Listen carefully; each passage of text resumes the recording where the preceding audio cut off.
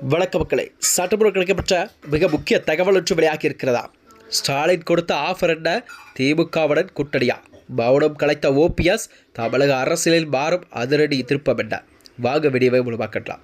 அதாவது 2026ஆம் ஆண்டு தமிழக சட்டமன்ற தேர்தல் நெருங்கி வரும் வேளையில்தான், அதாவது முன்னாள் முதல்வர் ஓ பன்னீர்செல்வத்தின் அரசியல் நகர்வுகள் தனது அரசியலில் ஒரு பெரும் எதிர்பார்ப்பை எல்லாம் ஏற்படுத்தியிருக்கிறதா.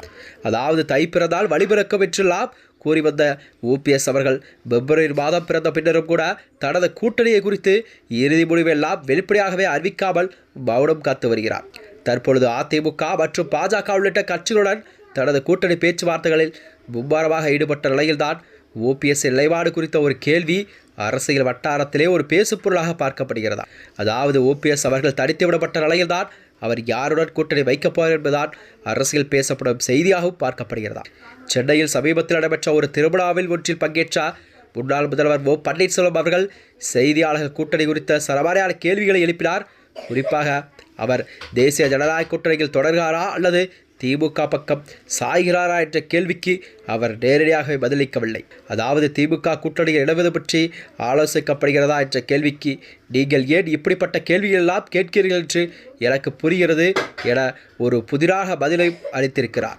எடப்பாடி பழனிசாமி தலைமையிலான அதிமுக தன்னை இணைத்துக் கொள்ள ஓபிஎஸ் அவர்கள் ஆர்வம் காட்டினாலும் அதற்கு கதவுகள் முழுமையாகவே அடைக்கப்பட்ட நிலையில்தான் எடப்பாடி பழனிசாமி எப்பொழுதுமே ஓபிஎஸ் அவர்களை தனது கட்சிக்குள் சேர்க்க மாட்டோம் என்று உறுதிபட தெரிவித்திருக்கிறார். அதாவது பழனிசாமி இந்த நிலைப்பாட்டில்தான் உறுதியாக இருப்பதால் ஓபிஎஸ் மற்றும் சசிகலா ஆகியோரை மீண்டும் கட்சியில் சேர்ப்பதற்கான வாய்ப்புகள் மிக குறைவாகவே தெரிகிறதா.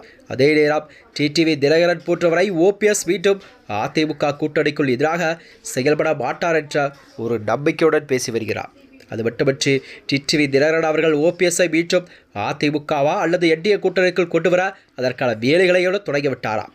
இந்த குழப்பங்களுக்கு இடையில் தனது அரசியல் எதிர்காலம் மற்றும் கூட்டணி குறித்த இறுதி முடிவை இந்த மாத இறுதிக்குள் கண்டிப்பாக அறிவிப்பேன் என்று ஓபிஎஸ் அவர்கள் ஒரு வரி பதிலை அளித்திருக்கிறார். அதாவது அவரது இந்த அறிவிப்பு என்பது 2026 தேர்தலில் அவர் தனித்து போட்டியிடுவாரா அல்லது ஒரு வலிமையான கூட்டணியில் அங்கம் மாறுவாரா என்ற எதிர்பார்ப்பு இன்னும் அதிகரித்துள்ளதாம்.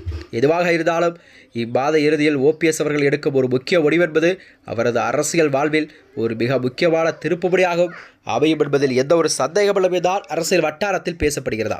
இதனைத் தொடர்ந்துதான் ஓபிஎஸ்ஸின் அடுத்த கட்ட நகர்வு என்னவாக இருக்கும், அவருடைய அரசியல் எதிர்காலம் என்னவென்று கண்டிப்பாக இம்மாத இறுதிக்குள் அவர் எடுக்கக்கூடிய முடிவுதான் அரசியலில் ஒரு திருப்புமுனையாக மாற்றப்படும் என்றுதான் பார்க்கப்பட்டு வருகிறதா.